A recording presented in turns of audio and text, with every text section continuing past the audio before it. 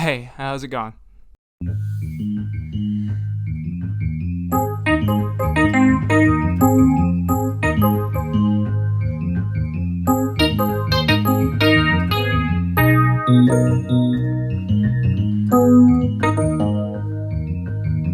If you couldn't tell, I don't like Christmas.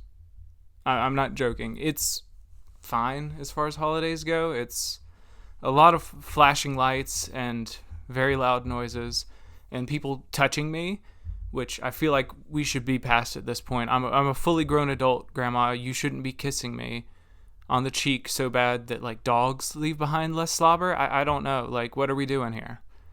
But that's family. It's the reason for the season or whatever the hell.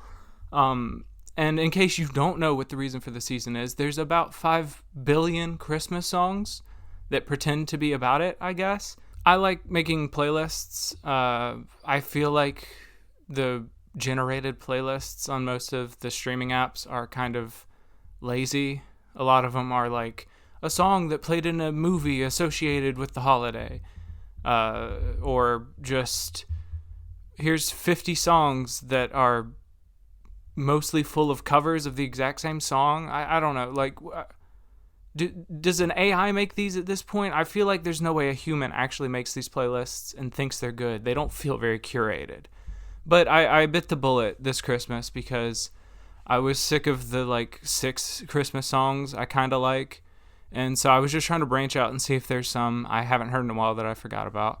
So I was listening and looking through, and I found a 5-hour Christmas playlist, which seemed excessive. But somehow it was missing some of the popular ones, but also had a lot of the classics. And I realized there's a lot of Christmas songs. Like, too many Christmas songs? Certainly an excessive amount, considering every other holiday has like maybe 2 that people care about and could tell you the name of, unless you want to do the weird like playlist thing of saying like, oh, this song was in that Disney movie that comes on every October, so that's a Halloween song, I guess. They had Toxic by Britney Spears on a Halloween playlist. How is that allowed?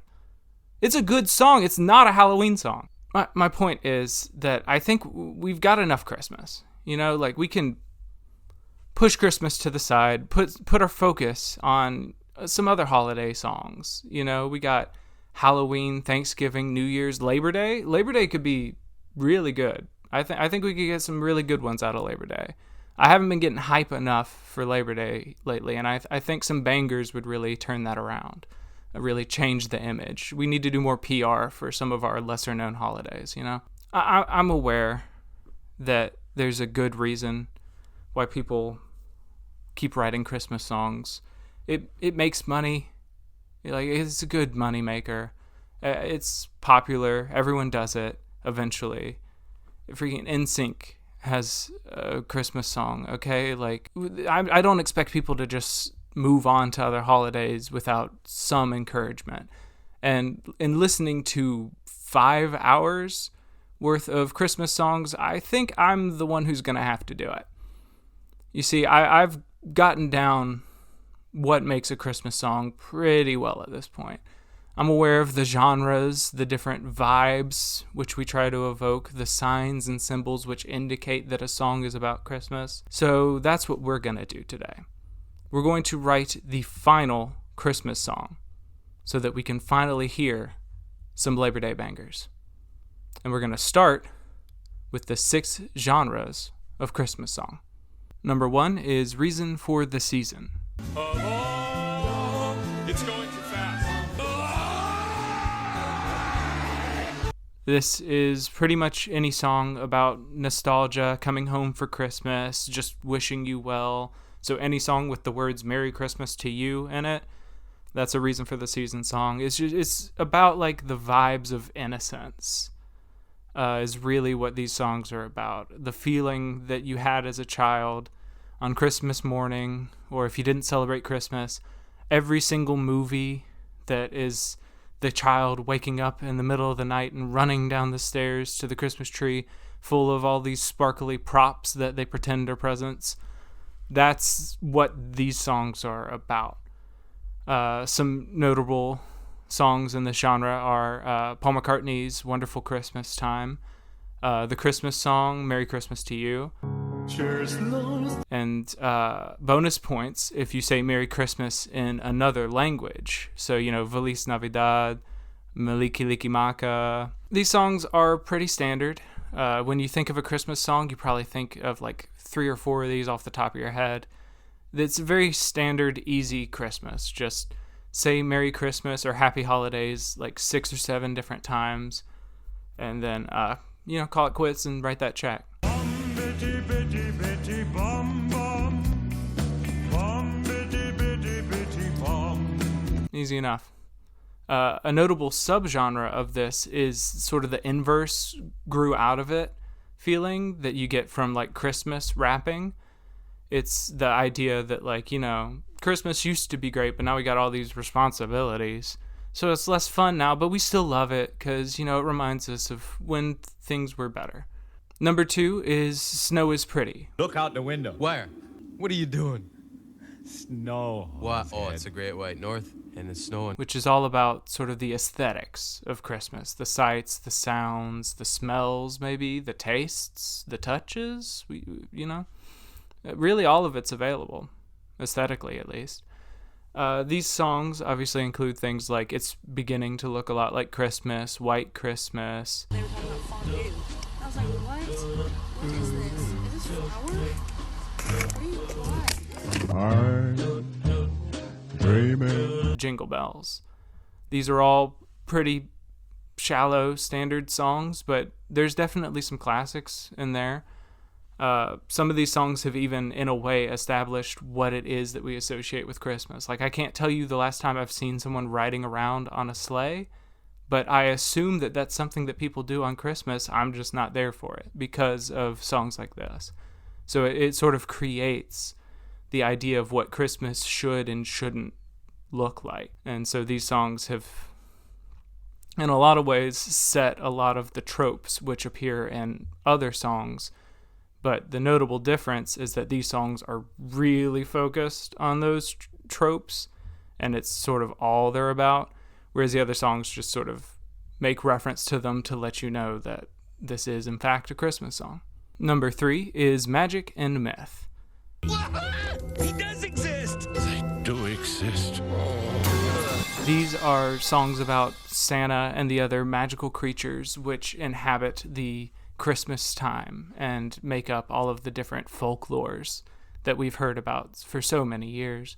You've got your Frosty the Snowmans, Little Saint Nick, and of course my favorite, Snow Miser and Heat Miser. I'm Mr. White Christmas.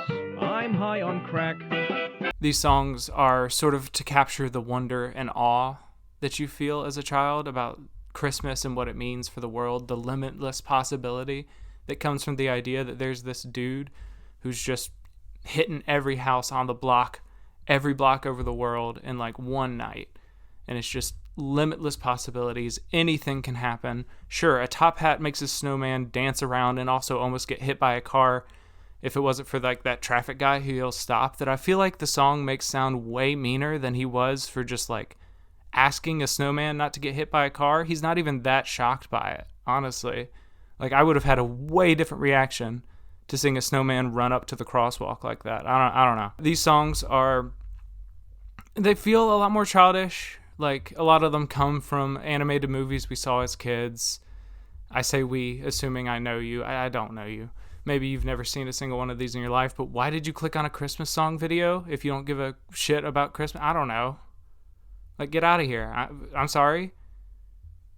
I don't know why I'm being antagonistic. I just feel self-conscious right now. Number 4 is Jesus Mode.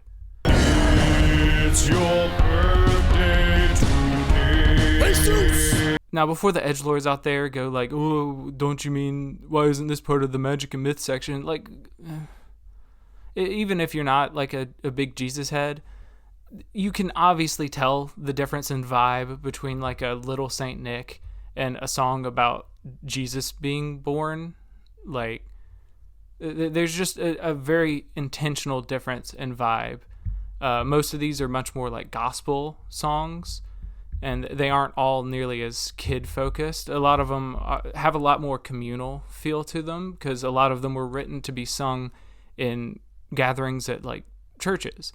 So they're written to be much more participatory.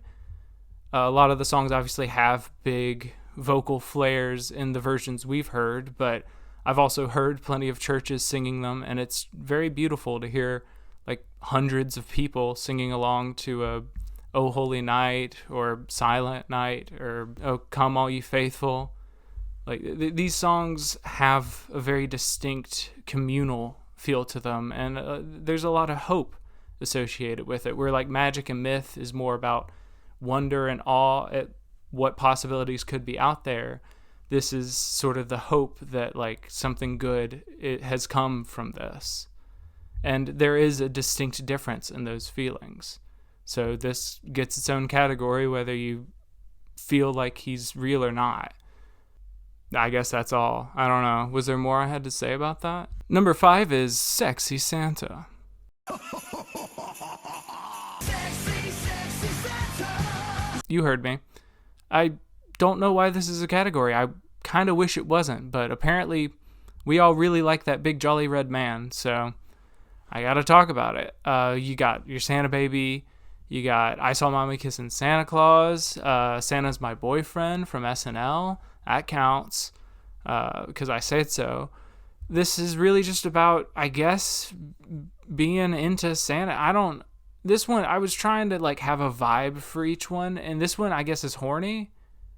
I don't like it. I don't like that I had to say that in this Christmas video. Do you like that I had to say that? Maybe you should like think about that. What did we do to get here as like a society? Why am I talking about this? Because I didn't write these songs.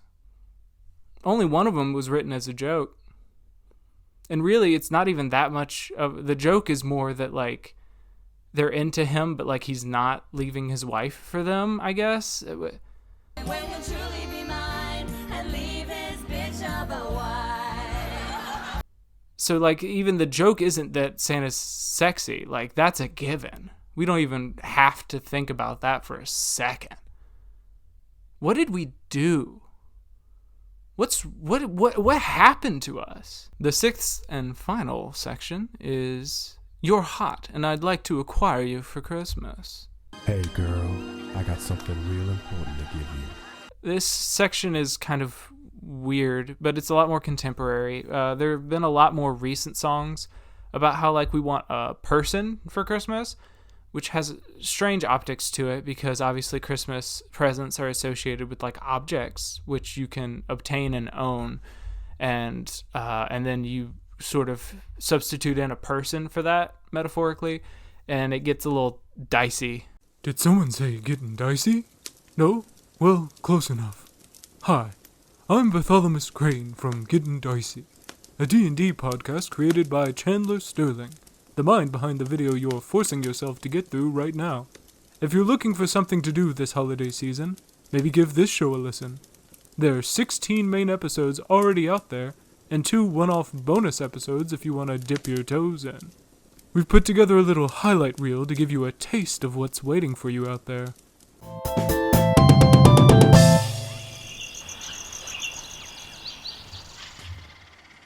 And I checked in on him. Hey. Skipper. Taxes. Yes, taxes. We've all had to pay them once in our life. What are these taxes everyone keeps speaking about? Well, you'll know when you're older. He looks at you and he nods in appreciation, throws up another gang sign. New one this time. He doesn't know what they're related to. He just knows they're cool. Gentlemen, would you like to roll the dice and introduce your character? Yeah. No, okay. I'm glad. This would have been a bad podcast if you said no. Yeah, what's all this about? Come on, what's going on here? And then before anyone can respond, a brown bear leaps through the portal. I like the outside the box thinking, but does it feel like you're making things easier on yourself? I just want to know what a day in your minds would be like. I imagine it might be neat or whatever. I don't know what it is. Like, though. please? What is the... And as soon as Higgins says please, The runes glow a nice bright yellow, and it says unlocked. A Gatsby hat. That's hat, so good. yeah. Old sport. Don't come to my hot tub with a gun. No, I didn't say fat. I said wider. He said wider, not fat. Won't catch me getting canceled. I will offer you the ability to understand and fully control your bloodline and harness its true potential. You freaking pervert, dude. You talking about Higgins going through puberty, dude? No. Natasha here can fix you. Sorry, Natty. She doesn't like when I call her by her God-given name. You will do well to remember this. See, anyway. I thought my son was dead, and now he might be alive, and I gotta go find out as soon as possible. Okay, Dad of the Year. I mean, you haven't seen him in a while. The other bites down hard on, like, your throat. Oh. And, like, it's not deep, but, like, it latches on for a minute before you beat it off, and then the other... Oh. Mr. Magoo says, wait! And a ray of fire bursts through the top of her head. General, I managed to infiltrate the Boulder Brothers base, but I was captured before I could extract Mr. Magoo. Yo, I think you have the wrong frequency, my guy. Shoot. 4 human men sit around a table. They're talking into some strange devices in front of them, and they seem to be playing some game. The scene changes, and one of them reads off of some kind of glowing notebook, and they are laughing. If you like that, then there are 18 more hours worth of it waiting for you on Gettin' Dicey. There will be a link down in the description if you'd like to give it a listen. New episodes will be releasing in 2025, so now is the best time to get caught up. Now back to whatever it was Chester was talking about. You know, that's how you get songs like Baby It's Cold Outside, where, you know, I don't even have to tell you how creepy that song is because thousands of people every year talk about how creepy that song is.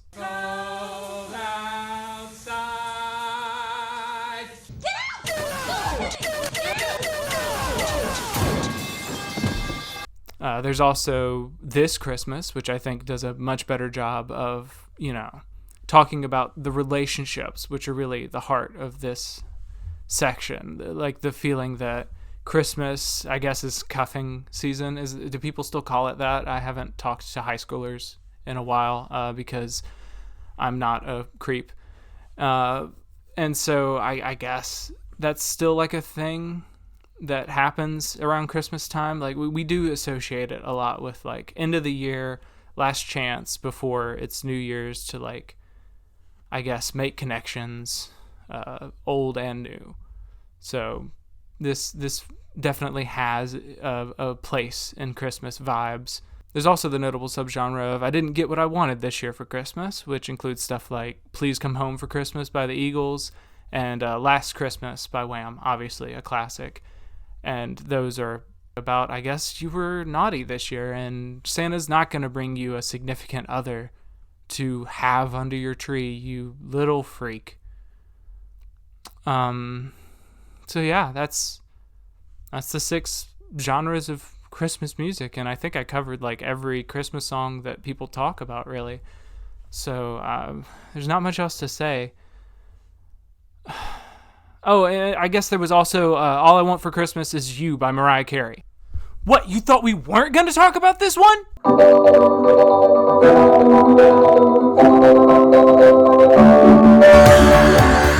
Mariah Carey has dominated the Christmas song, like, zeitgeist? Is that a word people still use?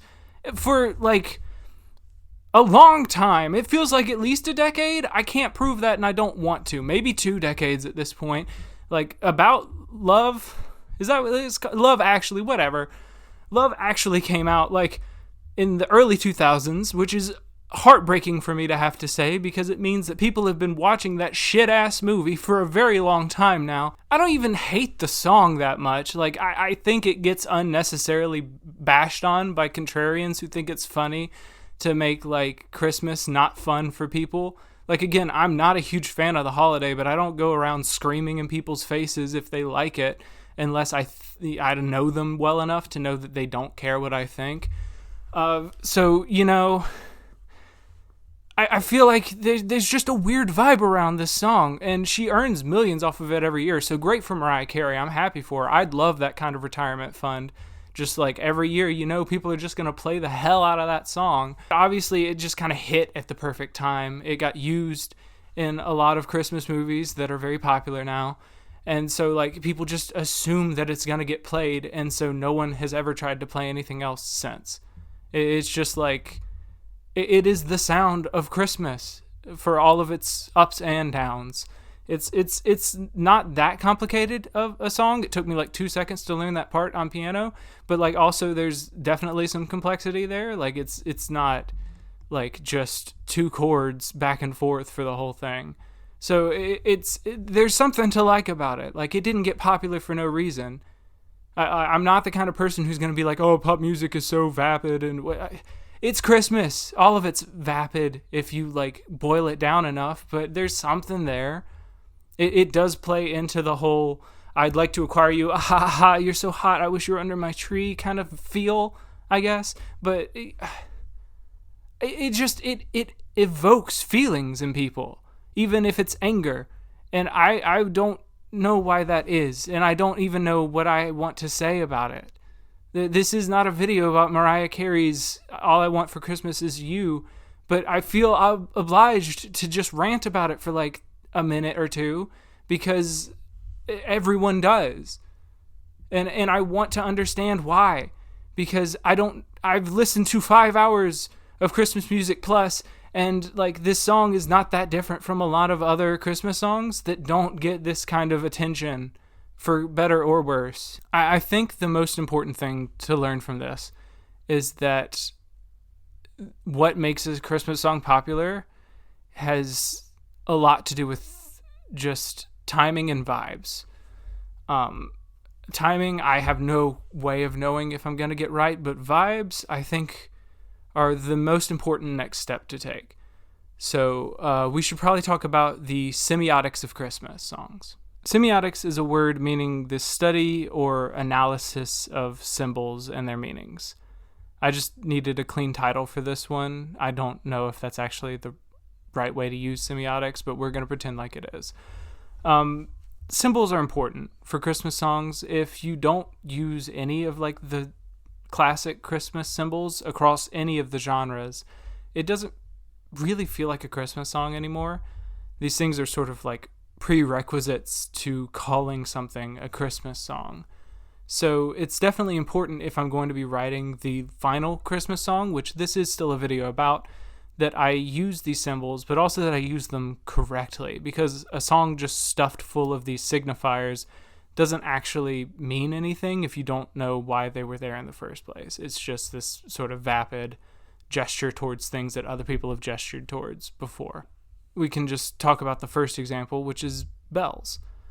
Bells themselves don't necessarily have anything to do with Christmas. Obviously, there's like Santa's sleigh bells, but why did we give sleigh bells to Santa in the first place? And it's because they're like the symbol for joy.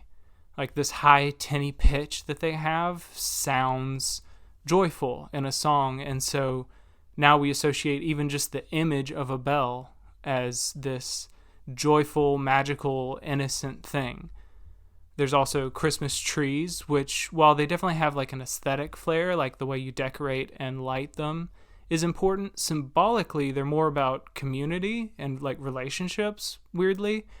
You typically, when you think about a tree and talk about it in a song, you might mention how it's decorated, but really the focus is like the people gathered around it and like the community that you create in this little thing, and even the community across multiple places that we all sort of agreed, if you're going to celebrate Christmas, you have a tree in your house typically. Like there's just this weird connective tissue that trees bring out in us of like, yeah, let's just all gather around this like dead thing we stuck a bunch of plastic balls on and just have a good time. Sleighs and sleds are obviously also this sort of joyful, wondrous thing, very playful. Obviously, they also aren't necessarily related to Christmas. It's just that Christmas happens to be in the wintertime, which is when it's convenient to use these things. But there is like a feeling of like, oh, you're off of school, it's Christmas, and you're just going to play outside. There is a very Christmas vibe to the idea of like, we're just going to go outside and just shoot down a hill really quick. So you can't just like talk about sleighs and sleds and be like, oh, it's Christmassy. You have to capture that feeling of like zipping around and feeling free almost. It's a lot of like freedom from responsibilities for a little while that Christmas is associated with, because everyone gets off of school and work, and it's just like one of these times where everyone's just like at home. That also leads into snow and wintertime in general.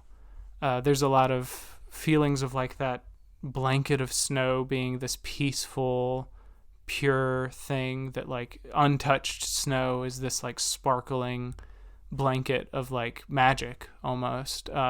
Just the idea that it looks normal outside and then you go to sleep and you wake up and there's just snow everywhere is such a pure image that you can almost like feel the way that you felt the first time you saw snow appear overnight. It's very evocative, and it just has a lot of this wondrous feeling that Christmas has. Gifts as a symbol tend to go along with the tree. Obviously, there's some association with putting the gifts under the tree, but also there is that relational element to both things.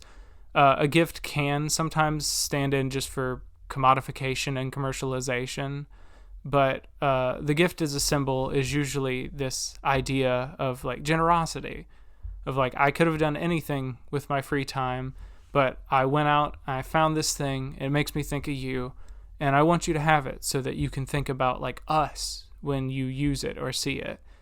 And so like gifts, when used properly, are really about the person you're giving it to more than the gift itself. It's like this stand-in for saying like, I love you, you know? Or like, I think you're really neat, if you don't feel that way yet. I don't know. I don't know your life. Now, if you do want to say I love you, but you don't want to say, you know, I love you, then you use mistletoe, right? Like there's this passion to it. Very sexy Santa of you to put mistletoe at your Christmas party. We know why you're having this Christmas party, obviously, if you're putting mistletoe everywhere. But like, has anyone ever actually kissed under mistletoe? Like unwillingly? I don't know. People act like it's like this thing you get like pranked into. But I feel like the symbol of it is normally just like, oh, like Christmas is a chance to like love people and not be ashamed of it, like you might sometimes. Like mistletoe is like the excuse to just like show affection for someone for no specific reason, which is, I think, much more beautiful than I have to kiss you because this like plant told me so. And sort of the last symbol we have is like home. Like either just like the place, like a hometown, or a literal house that you go back to. And this reaches out to some of the nostalgia that comes with Christmas when you get older, of like, as a kid, home is really all you know, but as an adult, home becomes like a bunch of different places. Like, even if you still live like at your home, there's this weird disconnect between what it used to mean to you when you were a kid and what it means to you now. And so it's almost like there are multiple places in your mind. And so home becomes a symbol when it becomes like this ephemeral place that like you can be at without actually existing there, if that makes sense. It's the idea of Christmas at home is sort of this idea of returning again to this place how it was. And like that's part of the importance of a lot of Christmas rituals, is we do this every single year so that every single year we can remember all the different times we've done this. So if we're going to write the final Christmas song, we've gathered up a lot of things that we can use to make it. We're going to need to make something that captures every single genre so that we can see that there's nothing left to do with Christmas. We got it. We got all the vibes. They're all here. They're all present. We're done with that. And I was thinking a lot about how to do that. And it seems the best way would be to have a song about someone who's experienced a lot of different Christmases, looking back on all the different Christmases they've had, and going from sort of the innocence that you start with, learning the reason for the season, all the way through to the more adult themes of like Sexy Santa and finding someone under the tree instead of a gift, I guess, if that feels adult to you. We also need to use as many of these symbols that we've discussed as possible, but obviously they need to be intentional. So mixing those up with the proper genres, like the bells and innocence, obviously need to mix more with reason for the season than like a Sexy Santa, or else it'll feel less valid. So trying to match up those different symbols with the vibe of the different genres will be very important to making this song feel Christmassy. And then obviously it needs to be like homey, and like it feels very safe and comfortable and simple, but also have some room for complexity, because it's not a Christmas song unless 600 people can cover it. So, C major 4/4 time. We're not trying to get crazy out here. Maybe we'll do a couple of fun counter melodies or, different harmonies, but we're going to keep the basics, and then we'll work from there. Everyone loves a classic C major. It feels like being home, and also, a little played out, which is sort of what a final Christmas song should be, I think. We'll see what happens. But let's just assume that I wrote it, and the next time you see me, we'll be listening to the final Christmas song together. I know this was like a weird, quick one. Hopefully this comes together in the edit, because I didn't really script anything. I just wrote down some thoughts and ideas as quickly as possible and hit play on the camera. And I'm just sort of vamping for time at this point because I'm afraid to hit stop, because that means I have to go and write the song now. Yeah, that's right. I wrote this whole thing and then wrote the song. We love procrastination, don't we? All right. I can't pretend like this is gonna go anywhere. Wish me luck. Hopefully in the next 10 seconds you hear a Christmas song. If not, sorry. Thanks for coming by. When I was just a boy with a fire to keep me warm, things never seemed to move too fast. When I was just a boy belting carols out with glee, I knew this just had to last. I had heard the ringing bells and watched sleds fly down the hills. I knew we were Christmas bound, 'cause I saw that bright white snow and the trees dressed up in lights, with my family wrapped all around. But life is gone so quickly. Fa la la la la la la. The years pass on without a break. Fa la la la la la la. As life goes on without me. Fa la la la la la la. I think of memories you'll make. Fa la la la la la. As the years went on and on, I learned all about Saint Nick and his global gifting spree. As the years went on and on, I was taught about a birth and the hope that he'd bring to me. Between Christ and Santa both, I found the way that I should be. Every gift meant so much back then. I knew people to be good and trusted with my heart. Christmas spirit would always win. But time takes lessons from me. La la la la la la. I heard it would after a while. La la la la la la. That hope is gone from me for ages. La la la la la la. But I can see it when you smile. La la la la la la. When I became a man, magic took to changing forms. Santa's lap meant another thing. When I became a man, thinking cheer was just old news, one moment changed everything. Your mother shines so bright, well I could barely meet her eyes. that mistletoe sealed our fate. 'Cause when my lips met hers, I knew that this was home. The world outside would have to wait. If it's my final Christmas, it wouldn't really be so bad. Now at my final Christmas, I treasure good times we had.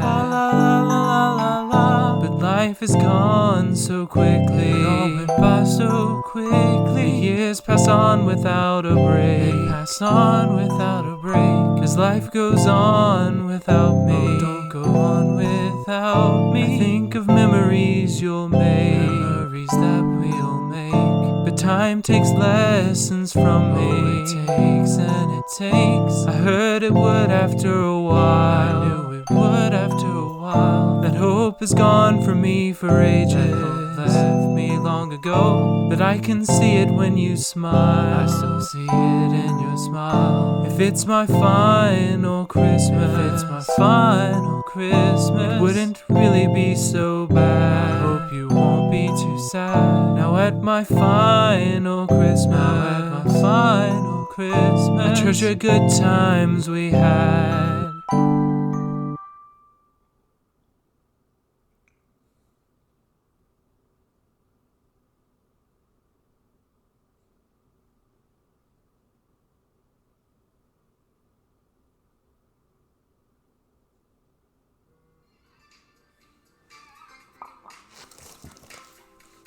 So if you stuck around this long, you get a little bit of a secret.